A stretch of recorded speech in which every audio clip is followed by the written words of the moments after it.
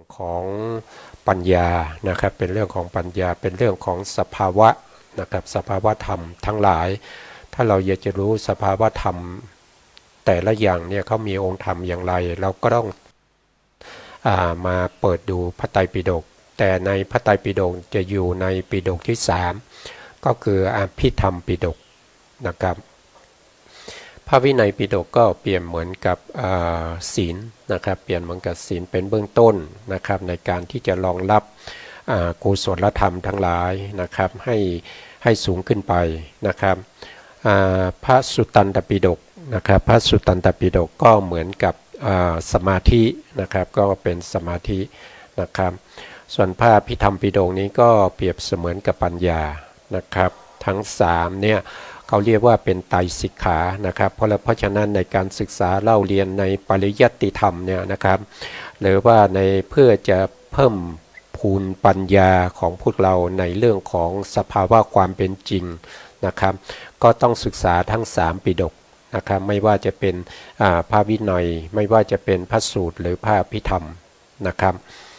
ซึ่งครั้งที่แล้วเราก็ได้พูดถึงในเรื่องของโสตประสาทนะครับโสตประสาทก็คือประสาทหูนะครับประสาทหูก็ประสาทหูนี่มีไว้ทำไมนะครับประสาทหูเนี่ยมีไว้เพื่อจะกระทบกับเสียงนะครับเมื่อเสียงมากระทบกับประสาทหูเกิดเป็นโสตวิญญาณนะครับเมื่อโสตวิญญาณเกิดขึ้นก็จะไปรู้เสียงนั้นนะครับก็ไปรู้เสียงนั้นแต่ในขณะที่รู้เสียงก็เป็นแต่สภาวะของความเป็นเสียงเท่านั้นนะครับยังไม่ได้เป็นเสียงเพลงเสียงอะไรต่างๆยังไม่ได้เป็นนะครับไม่ใช่เสียงผู้ชายผู้หญิงนะครับไม่ได้เป็นเสียงเพลงนะครับเสียงละครอะไรเนี่ยไม่ยังไม่ถึงขนาดนั้นได้ยินเฉพาะเสียงเท่านั้นนะครับโสตวิญญาณเป็นผู้รับเสียงแล้วก็รู้เสียงนะครับแล้วก็ในโสตวิญญาณก็จะมีเจตสิกประกอบอยู่7ดวงนะครับในเจตสิก7ดวงนั้นนะครับก็จะรู้อารมณ์เช่นเดียวกับจากโสตวิญญาณก็คือจิตนั่นเองนะครับอันนี้ก็คือเราได้ศึกษาจบไปแล้วนะครับเราได้ศึกษาในส่วนที่เป็นโสตวิญญาณนี้จบไปแล้วนะครับต่อไปเราก็จะศึกษาในส่วนที่เกี่ยวข้องก็คือในส่วนที่เป็นคานประสาทนะครับคานประสาทซึ่งเป็นประสาทรูปอันดับที่3นะครับประสาทรูปอันดับที่3นะครับประสาทรูปก็จะมีอยู่5รูปนะครับตามที่เราเห็นบนจอนะครับอันที่1ก็เรียกว่าจักขุนะครับจักขุเนี่ยก็เป็นประสาทรูปนะครับเป็นอะไรก็คือประสาทตานั่นเองนะครับอันที่2ที่เราศึกษาผ่านไปเมื่อเช้านี้นะครับก็คือโสตะนะครับโสตะนี้ก็จะเป็นโสตประสาทนะครับผ่านไปแล้วนะครับวันนี้เราก็จะได้มาศึกษาลำดับที่3นะครับที่เราเรียกว่าเป็นคานประสาทนะครับคานประสาทเป็นลำดับที่3นะครับแถวนี้ทั้งแถวนี่เป็นประสาททั้งนั้นนะครับไม่ว่าจะเป็นประสาทตาประสาทหูประสาทจมูกประสาทลิ้นแล้วก็ประสาทกายนะครับพวกนี้เป็นเขาเรียกว่าประสาทรูป5นะครับพอดีว่าเรากำลังมาถึงตรงที่เป็นคานประสาทอยู่นะครับก่อนหนึ่งก็ไปดูในส่วนที่เป็นคำอธิบายก่อนนะครับในคู่มือนะครับในข้อที่3นะครับ3ตรงนี้ก็คือเป็นประสาทรูปที่3นะครับนะครับก็ประสาทรูปได้แก่อะไรนะครับได้แก่อะไรก็คือได้แก่ความใสนะครับที่สามารถจะรับคันธารมณ์ได้นะครับคำว่าคันธารมณ์นี่คืออะไรคันธารมณ์ก็คือเป็นกลิ่นนะครับเป็นกลิ่นคันธาเรียกว่าเป็นคันธานะครับลมนะครับคันธาบวกอารมณ์นะครับคันธาบวกอารมณ์คันธาก็แปลว่ากลิ่นนะครับแล้วก็อารมณ์ก็ตัดอ่างออกไปนะครับแล้ว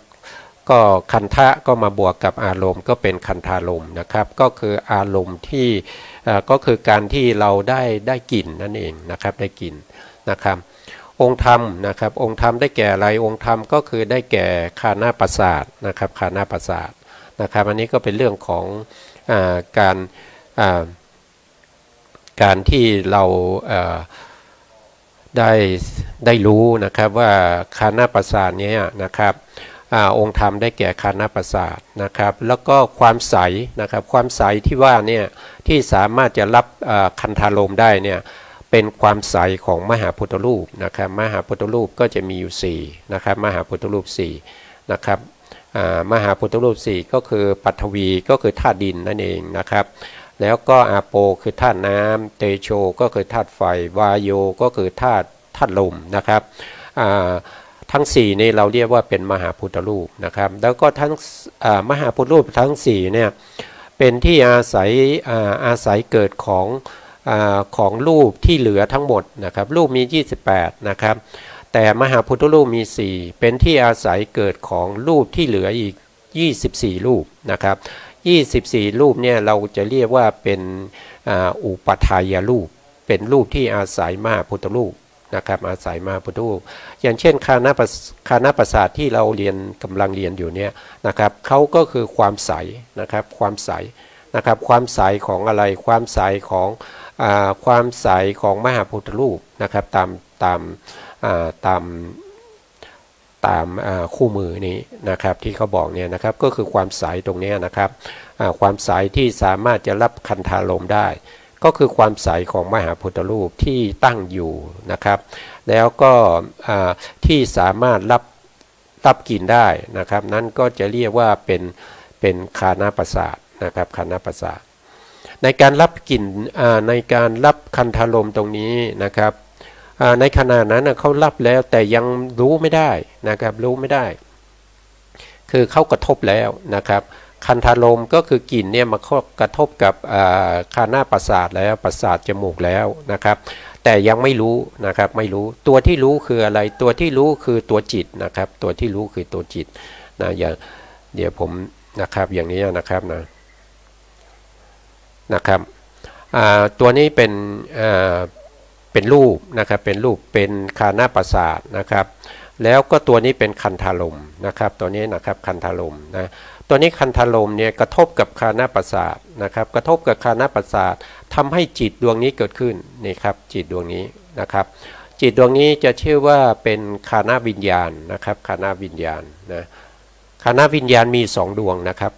ข้างบนนี้เป็นอกุศลวิบากนะครับเป็นผลของอกุศลกรรมนะครับเป็นกรรมที่ไม่ดีนะครับข้างล่างนี้เป็นอาเหตุกะกุศลวิบากนะครับเป็นผลของกุศลนะครับเป็นผลของบุญนะครับแต่บุญประเภทนี้เป็นบุญที่มีกำลังอ่อนนะครับแล้วก็ไม่ประกอบด้วยปัญญาเป็นญาณวิปยุตนะครับเป็นญาณวิปยุตอยู่ตรงนี้นะครับญาณวิปยุตอยู่ตรงนี้แล้วก็มีกำลังอ่อนนะครับเวลาให้ผลมาก็จะให้ผลมาเป็นอาเหตุกะกุศลวิบากก็คือตอนนี้เรากำลังพูดถึงฆานะก็เป็นฆานาวิญญาณดวงนี้นะครับก็ไปเห็นอะไรก็ไปเห็นสีก็คือไปเห็นคันธารมนี้นะครับก็ไปเห็นสีนะครับเมื่อฆานาประสาทคันธารมกระทบกันเกิดฆานาวิญญาณนะครับไม่ว่าจะเป็นฆานาวิญญาณที่รับอารมณ์ที่ไม่ดีหรือว่ารับอารมณ์ที่ดีก็ตามนะครับก็จะเกิดขึ้นนะครับ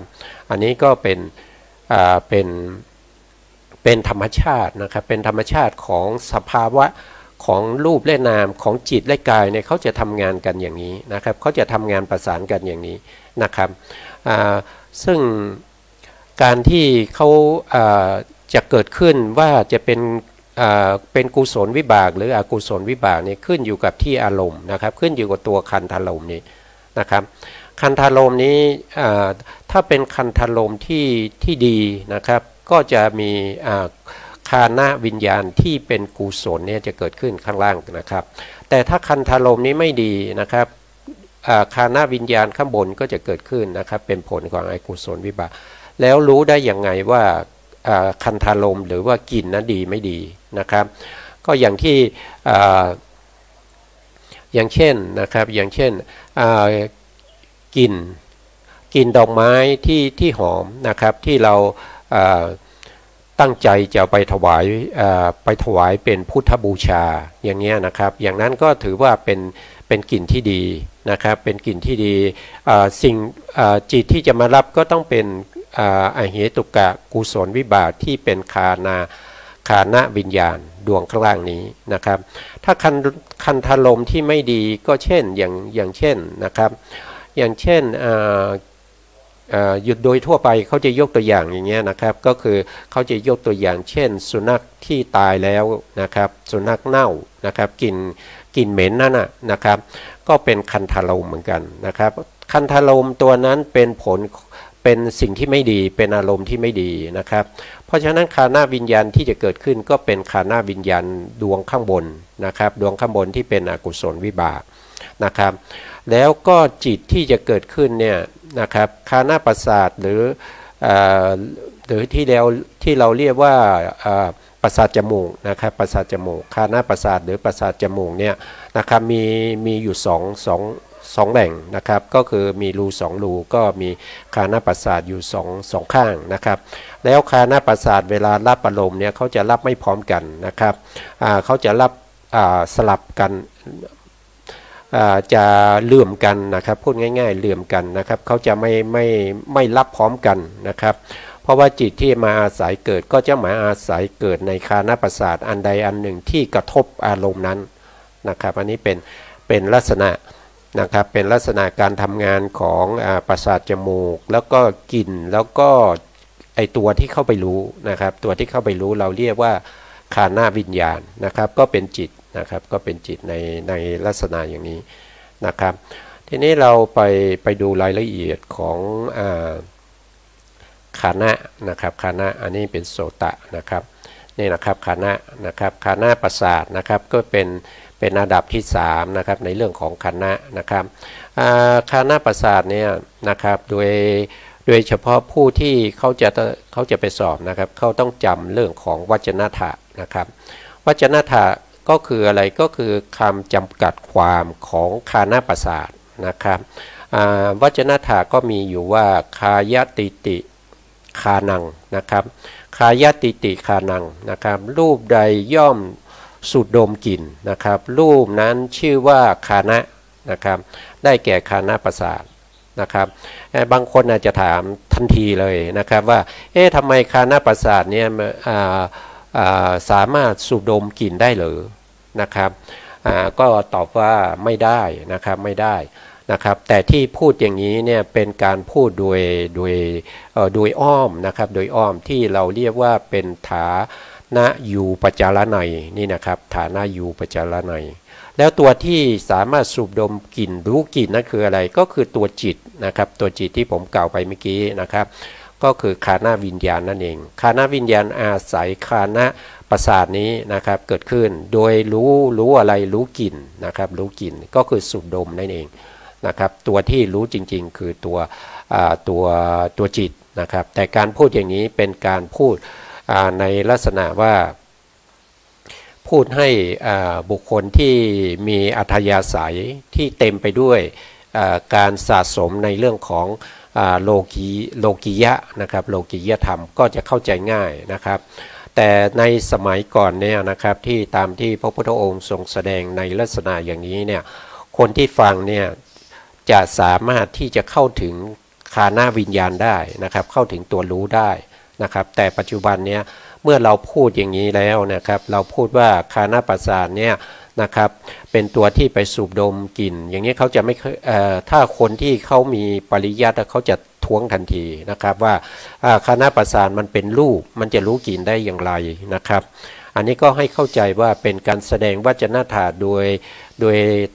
ฐานะยูปจารนัยก็คือการแสดงโดยอ้อมนะครับการแสดงโดยอ้อมก็ให้เข้าใจตรงนี้นะครับความหมายนะครับเพราะคานาประสาทเนี่ยนะครับเขาจะอธิบายนะคานาประสาทนะครับไม่สามารถดมกลิ่นได้นะไม่สามารถเนี่ยนะครับไม่สามารถดมกลิ่นได้นะครับคานาวิญญาณที่เกิดขึ้นนะครับคานาวิญญาณโดยการอาศัยคานาประสาทต่างหากนะครับเป็นผู้รู้กลิ่นและรู้กลิ่นได้นะครับแต่ที่แสดงวจนะถะดังนี้นะครับ เป็นการแสดงที่มีความหมายว่าการดมกลิ่นของคานาวิญญาณนั้นตั้งอยู่ที่คานาประสาทนะครับท่านก็แสดงในลักษณะอย่างนี้นะครับก็คือหมายความว่าผู้ที่ฟังเมื่อก่อนเนี่ยเข้าใจแต่ปัจจุบันจะฟังแล้วก็ยังไม่เข้าใจนะครับต้องมีการขยายความนะแล้วยกเอาคานาประสาทขึ้นมาแสดงเหมือนกับว่าคานาประสาทนั้นเป็นผู้ดมกลิ่นนั่นเองนะครับซึ่งถ้าจะเปรียบเทียบกับคำพูดที่ว่านะครับบ้านนี้เกะกะมากนะครับที่กล่าวอย่างนี้ก็มุ่งหมายเอาคนที่อยู่ในบ้านนั้นนะครับเพราะบ้านเกะกะไม่มีไม่ดีนะครับบ้านเกะกะเนี่ยไม่มีนะครับที่เกะกะก็คือคนที่อยู่ในบ้านนั้นเกะกะต่างหากนะครับอันนี้ก็เป็นคำอธิบายของท่านอัตถกถาจารย์นะครับที่ท่านได้อธิบายมานะครับแล้วต่อไปมีอีกในหนึ่งนะครับในนี้นะครับในนี้ก็จะเป็นในนี้อีกในหนึ่งก็จะมีคายันตีเอเตนาติคานังนะครับหรือเนี่ยคำว่าวานี่นะครับคำว่าวาเนี่ยนะครับก็แปลว่าหรือนะครับหรือนะครับหรือคายินยันติเอเตนาติคานังนะครับสัตว์ทั้งหลายย่อมดมกลิ่นด้วยรูปใดนะครับรูปมาอีกแล้วรูปดมกลิ่นอีกแล้วนะครับฉะนั้นรูปจึงเป็นเหตุรูปซึ่งเป็นเหตุแห่งการดมกลิ่นของสัตว์ทั้งหลายจึงชื่อว่าคานะนะครับคานะนะครับก็คือความหมายในข้อที่หนึ่งก็คือคายันติเอเตนาติคานังนะครับแล้วก็วาก็คือหรือเนี่ยนะครับสัตว์ทั้งหลายพึงดมกลิ่นด้วยรูปนั้นฉะนั้นรูปที่เป็นเหตุแห่งการพึ่งกลิ่นนะครับพึ่งดมกลิ่นของสัตว์ทั้งหลาย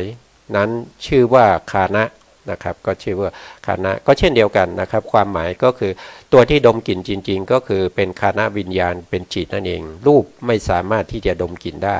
นะครับไม่สามารถดมกลิ่นได้นะครับวจนะธาตุสองในนี้นะครับเป็นการแสดงโดยเป็นการแสดงโดยมุขยะในก็คือโดยตรงก็คือเรามาดูนะครับที่เขาบอกว่าแสดงโดยตรงนะครับก็คำว่ามุขยะในแปลว่าโดยตรงนะครับก็แสดงโดยตรงก็ต้องว่าโดยคานาวิญญาณนะครับเราก็มาดูรายละเอียดต่อไปนะครับคานาประสาทนี้เป็นธรรมชาตินะครับรู้เป็นธรรมชาติรูปชนิดหนึ่งนะครับที่เกิดจากกรรมนะครับเขาเกิดจากกรรมนะครับการที่รูปเกิดเนี่ยได้สมุฏฐานอยู่4สมุฏฐานนะครับเช่นเกิดจากกรรมก็มีเกิดจากจิตก็มีเกิดจากอุตุก็มีนะอุตุก็คือความเย็นความร้อนนะครับแล้วก็เกิดจากอาหารก็มีแต่ในที่นี้คานาประสาทเนี่ยเขาเกิดจากกรรมนะครับก็เช่นเดียวกันกับจักขุประสาทประสาทตานะครับที่เราเรียนผ่านไปแล้วประสาทหูนะครับแล้วก็ประสาทจมูกเนี่ยเขาเกิดจากกรรมนะครับเขาไม่ได้เกิดจากสมุฏฐานอื่นนะครับเขาเกิดจากกรรมโดยตรงนะครับมีความใสบริสุทธิ์เป็นเครื่องรองรับกลิ่นนะครับคานานี่จะลองเป็นที่รองรับกลิ่นเป็นที่กระทบนะครับเป็นที่กลิ่นที่เข้ามากระทบกับคานาประสาทนะครับในความใสนะครับที่สามารถกระทบได้นะครับความใสนั้นก็คือความใสของมหาปุถุรูปที่คานาประสาทไปอาศัยนะครับไปอาศัยแล้วเกิดขึ้นนะครับตั้งอยู่ในช่องจมูกที่มีสันฐานดังกีบแพะนะครับก็กีบแพะก็คือเท้านั่นเองนะครับเท้าแพะมีสองกีบนะครับมีหน้าที่ให้สำเร็จกิจ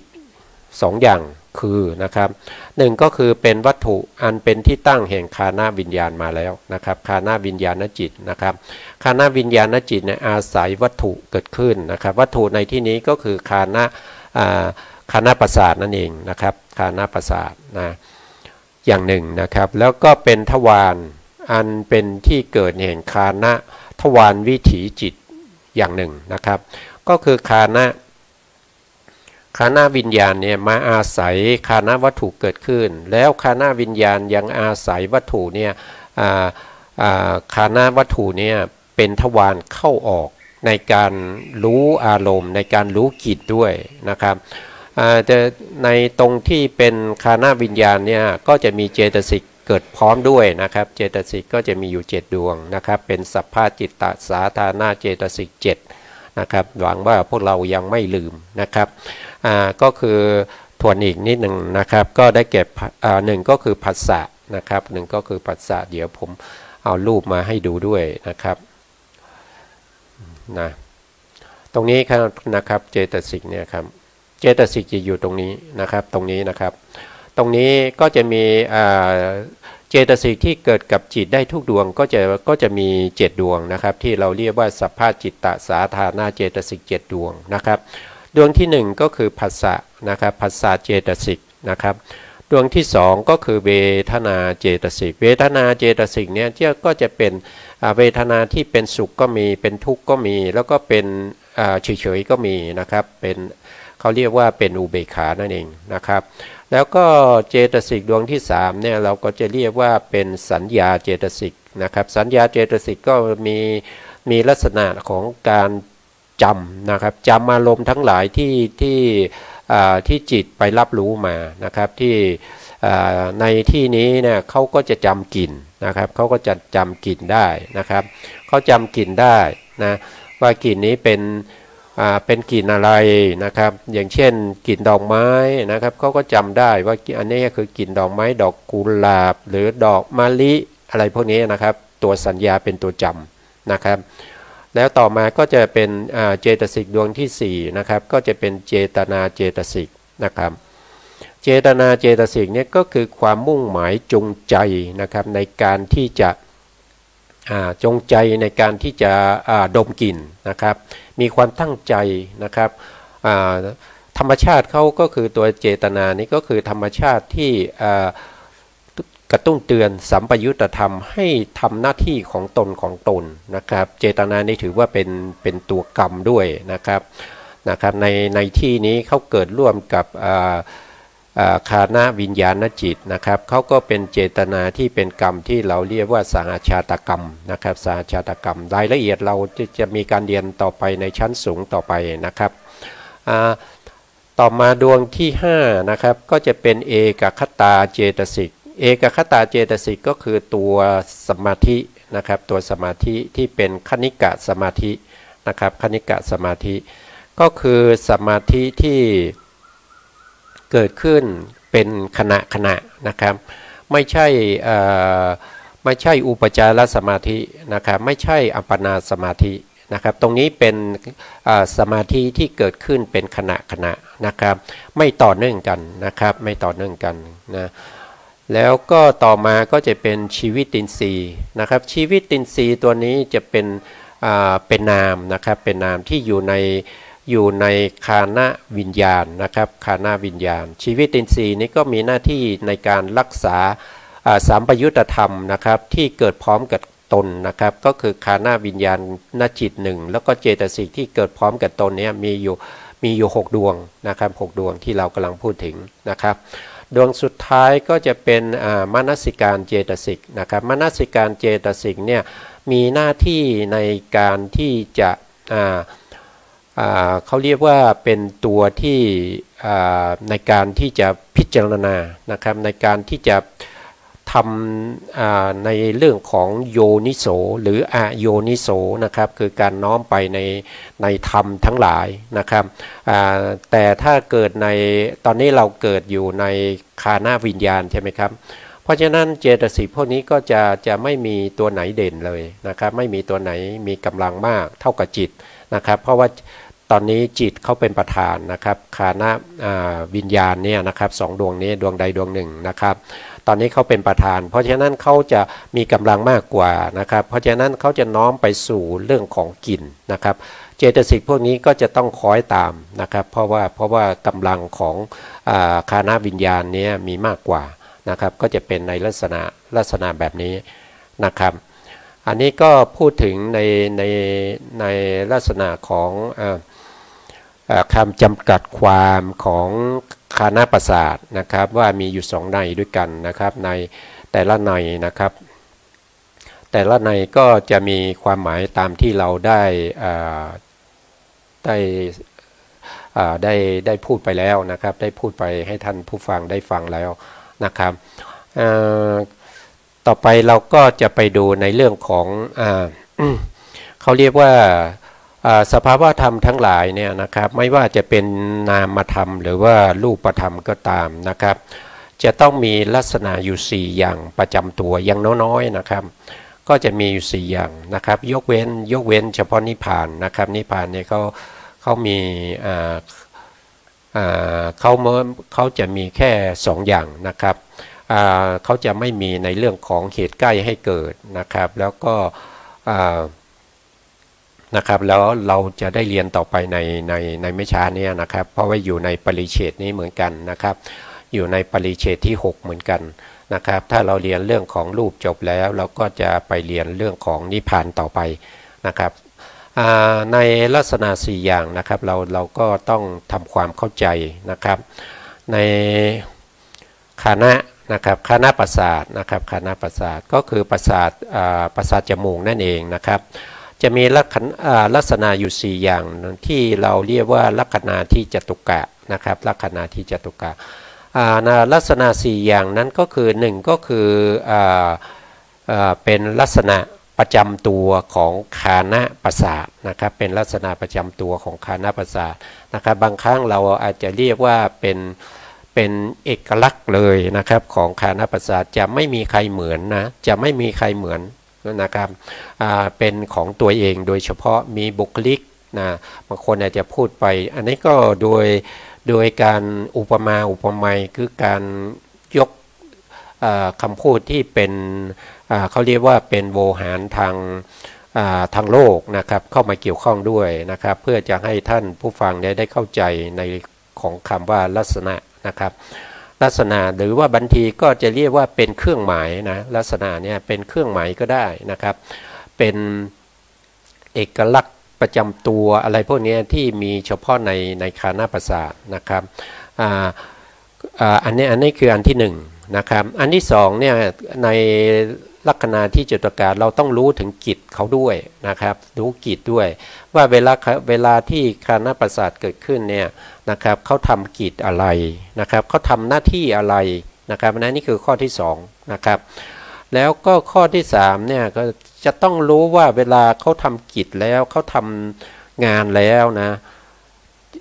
จะมีผลอย่างไรนะครับจะมีผลอย่างไรเป็นผลนะครับอันนี้เป็นผลนะครับแล้วก็จะต้องรู้ถึงว่าเหตุใกล้นะครับเหตุใกล้ที่ให้คานะประสาทเนี่ยเกิดขึ้นเนี่ยคืออะไรนะครับอันนี้ก็จะพูดถึง4อย่างที่ผมว่าไปนะครับทีนี้เราก็มาดูในรายละเอียดนะครับรายละเอียดนะครับคันธาพิคาตาละหะภูตะปัตสาทะลักขณังนะครับลักขณังตรงนี้มันฟอนต์มันไม่ดีนะครับก็เลยนะครับก็ไม่ต้องสนใจนะครับตรงนี้ก็คือคือลักขณะลักขณังนะครับลักขณังนะครับมีความใสแปลว่านะครับมีความใสของมหาพุทธรูปนะครับที่เกิดจากกรรมนะครับที่กระทบกับคันธารมเป็นลักษณะนะครับก็คือหมายความว่าเขามีลักษณะก็คือความใสของมหาพุทธรูปเนี่ยนะครับเขาสามารถที่จะกระทบกับคันธารมได้นะครับรูปทั้งหมดเนี่ยตัวที่กระทบกับคันธารมเนี่ยมันจะมีอยู่อันเดียวเท่านั้นนะครับก็คือคานะประสาทนะครับเราจะเอาจักขุประสาทซึ่งเป็นประสาทตาเนี่ยไปกระทบกับกลิ่นเนี่ยไม่ได้นะครับเอาไปดมกลิ่นไม่ได้นะครับหรือว่าเราจะเอาประสาทหูเนี่ยไปดมกลิ่นก็ไม่ได้นะครับเราจะเอาประสาทลิ้นนะครับไปชิมนะครับไปชิมกลิ่นมันก็ไม่ได้นะครับหรือว่าไปกระทบเอากายเอานิ้วมือเนี่ยไปสัมผัสกับกลิ่นได้ไหมก็ไม่ได้นะครับเพราะฉะนั้นในลักษณะอย่างนี้มันเป็นเฉพาะของคานะประสาทนะครับอย่างนี้เราจะเรียกว่าเป็นลักษณะนะครับเป็นลักษณะ นะครับเป็นลักษณะก็คือเครื่องหมายนะครับที่บอกว่าสิ่งนั้นเป็นยังไงนะครับก็จะเป็นเขาก็จะเรียกว่าเป็นลักษณะนะครับหรือบางครั้งเนี่ยบางที่เราจะเจอคำว่าวิเศษะนะครับวิเศษะลักษณะนะครับวิเศษะก็คือเป็นลักษณะที่พิเศษนะครับเป็นลักษณะพิเศษของแต่ละบุคคลไปนะครับอย่างที่เราพบกับเพื่อนเราจำได้นะครับผู้ชายมีมากมายนะผู้ชายมีมากมายบางทีเนี่ยเพื่อนเราอาจจะเป็นเป็นลูกแฝดอย่างเงี้ยเรายังจำได้ว่าคนนี้คือคนนี้นะครับก็ดูจากไหนก็ดูจากลักษณะดูจากเครื่องหมายนั่นเองนะครับอย่างเช่นรถยนต์เนี่ยมีมากมายหลายยี่ห้อนะครับแล้วก็มีหลายรุ่นนะครับบางคนจำได้หมดนะครับว่ารถรุ่นนี้นะครับเป็นรุ่นนั้นรุ่นนี้นะครับสามารถที่จะจำได้นั่นก็คืออะไรก็คือลักษณะนั่นเองนะครับก็คือเครื่องหมายที่ทำให้จำได้ว่าอันนี้ชื่อว่าคานาประสาทเนี่ยครับชื่อว่าคานาประสาทก็คือความใสของมหาปฐรูปที่กระทบกับคันธารมหรือกลิ่นได้เป็นลักษณะนะครับอันนี้เป็นข้อที่1นะครับข้อที่2เนี่ยเขาทำกิจอะไรนะครับก็จะมีบาลีนะคันเทสุอาวิชนะลักสังนะครับ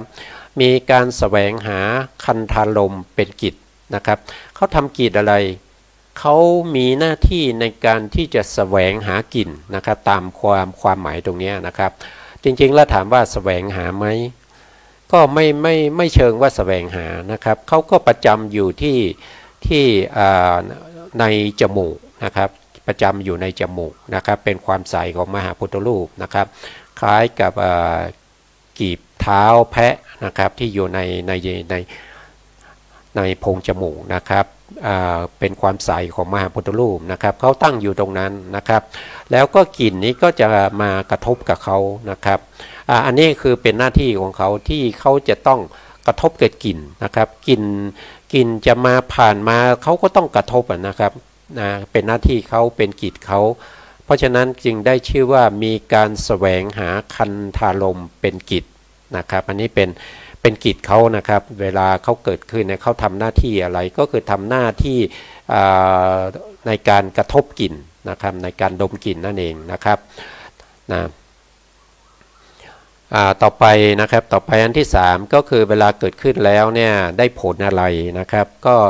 จะมีบาลีนะครับคานะวิญญันนะครับนัสสะนะครับอาทาละภาวะปัจจุปถันนังนะครับมีการทรงอยู่ซึ่ง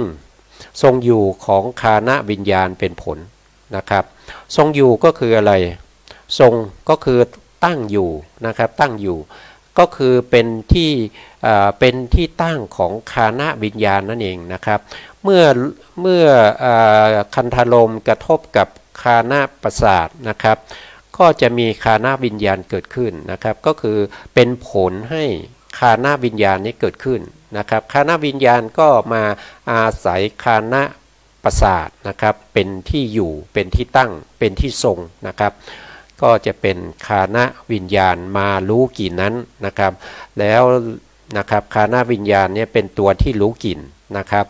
แต่ตัวที่เป็นคันธารมกับคานะประสาทเนี่ยเขาจะไม่รู้เขามีหน้าที่ในการกระทบอย่างเดียวนะครับเขาจะต้องกระทบอย่างเดียวนะครับกระทบกับกลิ่นนะครับคานะประสาทนี่มีหน้าที่กระทบกับกลิ่นอย่างเดียวนะครับกลิ่นก็มีหน้าที่มากระทบกับคานะประสาทนะครับอันนี้คือกิจเขานะครับเป็นกิจของเขานะแล้วก็จะเป็นที่ตั้งของคานะวิญญาณนะครับเป็นที่ตั้งของคานะวิญญาณเพื่อให้คานะวิญญาณเนี่ยไปดมกลิ่นไปรู้กลิ่นที่กระทบนั้นนะครับอันนี้เป็นผลเขานะครับเป็นผลของคานะประสาทนะครับต่อมานะครับอันที่4ก็คือเป็นเหตุใกล้นะครับเป็นเหตุใกล้ก็จะมีบาลีนะครับคายิตุกามะตานิธานะกัมมะชะภูตะปัฏฐฐานังนะครับมีมหาภูตรูปนะครับอัน เกิดจากกรรมนะครับเป็นเหตุใกล้นะครับเป็นเหตุใกล้มหาพุทธรูปเนี่ยเป็นเหตุใกล้ให้เกิดฆานะประสาทนะครับแต่มหาพุทธรูปเนี่ยเขาเกิดด้วยเขาเกิดจากสมุฏฐานทั้ง4นะครับแต่ในที่ฆานะประสาทจะไปเกิดตรงนั้นได้เนี่ยตรงนั้นจะต้องเป็นมหาพุทธรูปที่เกิดจากกรรมอย่างเดียวนะครับเกิดจากกรรมอย่างเดียวนะพอเกิดจากกรรมอย่างเดียวเนี่ยก็สามารถที่จะกระทบกับคันธารมได้นะครับบางอันนี้เป็นในลักษณะอย่างนั้นนะครับบางทีคันธารมเนี่ยบางทีก็จะเรียกว่าเป็นตัวตัณหาเหมือนกันนะครับมีความยินดีพอใจเพลิดเพลินแสวงหานะครับซึ่งกลิ่นที่ตัวเองชอบนะครับตัวเองปรารถนานะครับก็จะเป็นคันธตัณหานะครับคันธตัณหาได้นะครับอันนี้ก็เป็นลักษณะ4ของฆานะประสาทนะครับหรือที่เราเรียกว่าเป็นลักขณาธิจตุกะนะครับลักขณาธิจตุกะนะครับซึ่งเราก็มาดูรายละเอียดนะครับว่าฆานะประสาทฆานะประสาทเนี่ยเป็นที่ตั้งของฆานะวิญญาณนะครับแล้วก็เจตสิกสัพพะสาธารณเจตสิก7ดวงที่ประกอบกับฆานะวิญญาณนั้นนะครับด้วยการอาศัยฆานะประสาทนะครับแล้วก็ไปดมกลิ่นครับแล้วก็ไปดมกลิ่นได้นะครับถ้าเราพูดถึงในเรื่องของการที่เราจะให้รู้สภาวะตามความเป็นจริงนะครับซึ่งพระธรรมคำสั่งสอนของพระสัมมาสัมพุทธเจ้าเนี่ยนะครับก็ที่ทรงแสดงพระธรรมไว้มากมายนะครับก็เพื่อต้องการอะไรต้องการให้พวกเราเนี่ยได้รู้ได้เข้าใจในสภาวะความเป็นจริงนะครับเขาเป็นอย่างไรให้เรารู้อย่างนั้นนะครับให้เรารู้อย่างนั้นนะครับไม่ควรที่จะรู้เลยออกไปจากสภาวะธรรมที่เป็นปรมัตถธรรมนะครับการที่เรารู้เลยออกไปหรือว่าไปรู้ในส่วนเกินนั้นนะครับเรารู้อยู่แล้วไม่ต้องไปฝึกนะครับไม่ต้องไปฝึกไม่ต้องไปศึกษาไม่ต้องไปเล่าเรียนอะไรนะครับตั้งแต่เราเกิดมานะครับเราก็มาฟังพ่อฟังแม่เนี่ยเขาพูดคุยกันนะครับเราก็สามารถที่จะพูดได้นะครับอันนั้นเป็นทางโลกนะครับเป็นทางที่เป็นไปในวัฏสงสารเป็นธรรมที่ทำให้เกิดในสังสารวัฏต่อไปนะครับแต่ถ้าเรารู้ความจริงนะครับรู้ความจริงว่าสิ่งทั้งหลายนะครับมันเป็นแต่สภาวะนะครับมันเป็นแต่สภาวะนะครับมันไม่ใช่สัตว์ไม่ใช่บุคคลนะครับมันเกิดขึ้นแล้วนะครับตั้งอยู่แล้วก็ดับไปนะครับตามสภาวะนะครับตามสภาวะของเขานะครับเขาเกิดขึ้นมาได้นะครับด้วยปัจจัยอะไรนะครับแล้วปัจจัยนั้นนะครับหมดไปนะครับหรือเสื่อมไปเขาก็จะดับไปนะครับเขาก็จะดับไปเขาเกิดขึ้นมาด้วยเหตุด้วยปัจจัยนะครับอย่างเช่นฆานะประสาทเนี่ยนะครับเขาเกิดจากอะไรนะครับเขาเกิดจากอะไรเขาเกิดจากกรรมนะครับเขาเกิดจากกรรมเพราะว่ามีกรรมเป็นสมุฏฐานนะครับเป็นมีกรรมเป็นสมุฏฐานให้เกิดฆานะประสาทนะครับฆานะประสาทนี้นะครับเมื่อมีกรรมเป็นสมุฏฐานแล้วถ้าไม่มีมหาพุทธรูปนะครับไม่มีมหาพุทธรูปทั้ง4นะครับฆานะประสาทก็จะเกิดไม่ได้อีกนะครับแล้วก็ฆานะประสาทเวลาจะเกิดเนี่ยก็ต้องไปเกิดในส่วนที่มหาพุทธรูปที่เป็นที่เกิดจากกรรมนะครับมหาพุทธรูปมันเกิดเขาเกิดจากสมุฏฐานทั้ง4นะครับมีทั้งที่เป็นกรรมนะครับมีทั้งที่เป็นจิตนะครับมีทั้งที่เป็นอาหารแล้วก็เป็นอุตุนะครับแต่ฆานะประสาทเวลาจะเกิดเนี่ยก็ต้องไปเกิดในบริเวณที่เขาเกิดจากกรรมนะครับอย่างนะครับเขาเกิดจากกรรมนะ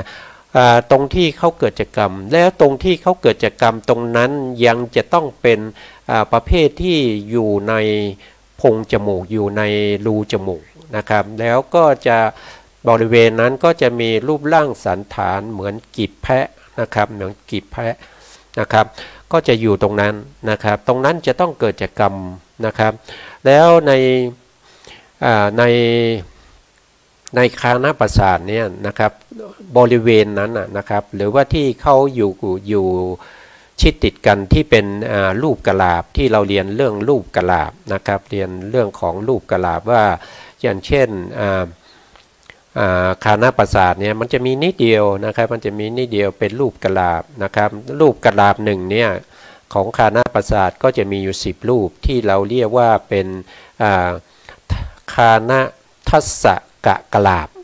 นะครับคานทัสสกะลาบคานะก็คือคานะนี้คานะประสาทนี้นะครับทัสสะแปลว่า10นะครับกะลาบเป็นกลุ่มนะครับกะลาบเป็นกลุ่มก็คือมีรูปที่เป็นกลุ่มรวมตัวกันนะครับมีคานะประสาทหรือประสาทจมูกนี้เป็นที่10นะครับก็จะเป็นในลักษณะนั้นนะครับแล้วทีนี้ในการที่เราประพฤติปฏิบัติธรรมเนี่ยเราก็จะต้องรู้พวกนี้ก่อนนะครับเพื่อที่เราเวลาเราที่ไปกำหนดถึงตรงที่เข้ากระทบกันนะครับในกลิ่นกับคานะประสาทเนี่ยเขากระทบกันนะครับคานะประสาทกับคันธารมเนี่ยนะครับเขากระทบกันบริเวณนั้นนะครับบริเวณนั้นก็จะมีรูปเกิดขึ้นนะครับมีรูปเกิดขึ้น54รูปด้วยกันนะครับ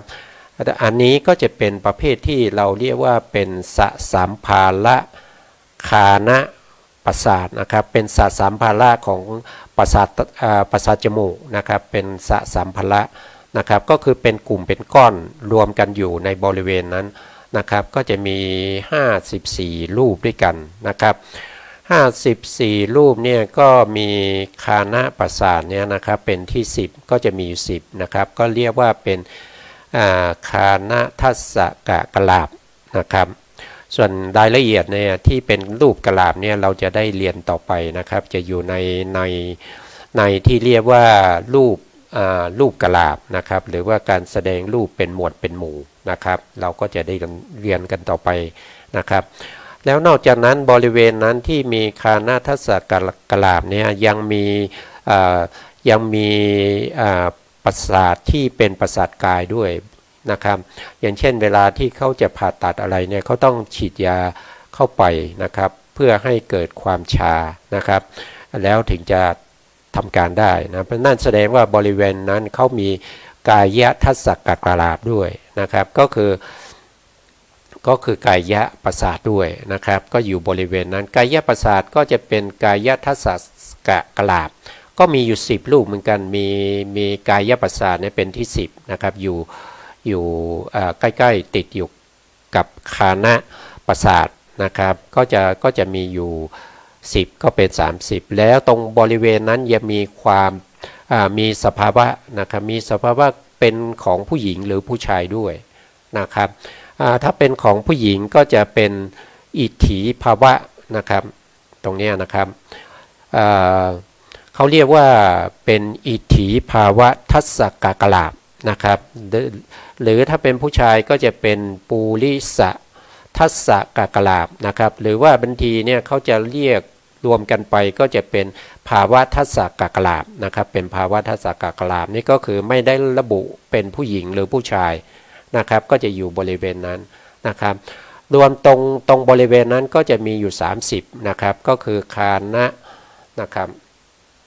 ก็คือคานะทัสสกะลาบ11นะครับแล้วก็กายทัสสกะลาบ10นะครับแล้วก็ภาวะทัสสกะลาบอีก10ก็จะรวมเป็น30นะครับรวมเป็น30แล้วคานะประสาทตรงนั้นยังต้องมีอาหารด้วยนะครับก็มีอาหารชรูปก็จะมี8นะครับก็คือรูปที่เกิดจากอาหารนะครับก็จะมีอยู่8ที่เราเรียกว่าเป็นวินิโภครูป8นะครับที่ไม่สามารถแยกออกจากกันได้นะครับไม่ทราบว่าท่านยังจำได้นะครับวินิโภครูป8นะครับก็คือได้แก่มหาพุทธรูป4นะครับแล้วก็รูปารมณ์1นะครับเป็น5นะครับแล้วก็คันธารมณ์อีก1นะครับก็เป็น6แล้วก็รัสสานะครับรัสสาก็คือโอชาก็อีก1นะครับก็เป็น7แล้วก็มีอาหารชรูปอีก1รูปนะครับ ก็เป็น8อันนี้จะเรียกว่าอาวินิโพคารูป8นะครับที่ไม่สามารถแยกจากกันได้นะครับก็จะอยู่ตรงนั้นนะครับแล้วจากนั้นก็จะมีอุตุชรูปอีกนะครับอุตุชรูปบริเวณนั้นก็จะมีอยู่8เช่นกันนะครับก็จะเป็นประเภทที่เป็นอวินิโพคารูป8นี่เหมือนกันนะครับแล้วจากนั้นนะครับก็ยังมีจิตตชรูปนะครับมีจิตตชรูปนะครับจะอยู่บริเวณนั้นเหมือนกันนะครับก็จะเป็น8เหมือนกันนะครับ8 3ก็24บวกกับคานาทัสสะกักลาบกายทัสสะกักลาบแล้วก็ภาวะทัสสะกักลาบก็จะเป็น54ลูกนะครับก็จะอยู่บนบริเวณนั้นนะครับที่เราเวลาเรากระทบนะครับกระทบกับอารมณ์ในการกำหนดในเรื่องของวิปัสสนานะครับให้รู้ตรงที่กระทบนะครับเมื่อรู้ตรงที่กระทบได้นานเข้าเนี่ยเราจะเห็นสภาวะพวกนี้ปรากฏให้เราได้เห็นนะครับแต่ถ้าเราไม่รู้เราก็ไม่สามารถที่จะกำหนดรู้ได้นะครับไม่สามารถที่จะกำหนดได้นะครับว่าเขากระทบกันตรงไหนบริเวณไหนนะครับแล้วก็การที่มีคานะวิญญาณมาเกิดเนี่ยนะครับธรรมะ3อย่างที่เกิดขึ้นนะครับก็คือคันธารมณ์นะครับที่คันธารมณ์ที่มากระทบกับคานะประสาทแล้วก็เกิดเป็นคานะวิญญาณนะครับเกิดคานะวิญญาณก็จะเป็นธรรมะ3อย่างประชุมกันนะครับบริเวณนั้นน่ะเขาจะเรียกว่าเป็นผัสสะก็คือการกระทบอารมณ์นั่นเองนะครับธรรมชาติที่กระทบกับอารมณ์นะครับในการกำหนดก็จะเป็นในลักษณะอย่างนั้นนะครับก็อันนี้ก็เป็นเรื่องของคานะประสาทนะครับซึ่งคานะประสาทนะครับก็รายละเอียดก็เช่นเดียวกันกับในส่วนที่เป็นจักขุประสาทและโสตประสาทนะครับเพราะฉะนั้นก็จะไม่พูดนะครับจะไม่พูดก็ให้เข้าใจว่าเขาเป็นรูปที่เกิดจากกรรมนะครับเขามีมหาพุทธรูปทั้ง4นะครับเป็นเหตุใกล้นะครับมีกรรมเป็นสมุฏฐานนะครับให้เขาเกิดขึ้นมานะครับเวลาเกิดขึ้นมาแล้วเขามีหน้าที่ในการที่จะต้องกระทบกับกลิ่นนะครับก็คือคันธารมณ์นะครับอันนี้เป็นอะไรเป็นลักษณะนะครับเป็นลักษณะที่เป็นลักษณะของคานะประสาทนะครับแล้วก็เป็นกิจนะครับแล้วก็ผลเขาก็คือมีคานะวิญญาณเกิดขึ้นนะครับเกิดขึ้นโดยอาศัยตัวคานะประสาทนั้นเป็นที่เกิดเป็นที่อยู่เป็นที่ทรงไว้นะครับอันนี้เป็นผลของคานะประสาทนะครับแล้วก็มีมหาพุทธรูปทั้ง4ที่เกิดจากกรรมนี้เป็นเหตุใกล้นะครับเป็นเหตุใกล้นะอันนี้ก็เป็นเรื่องของคานะประสาทนะครับ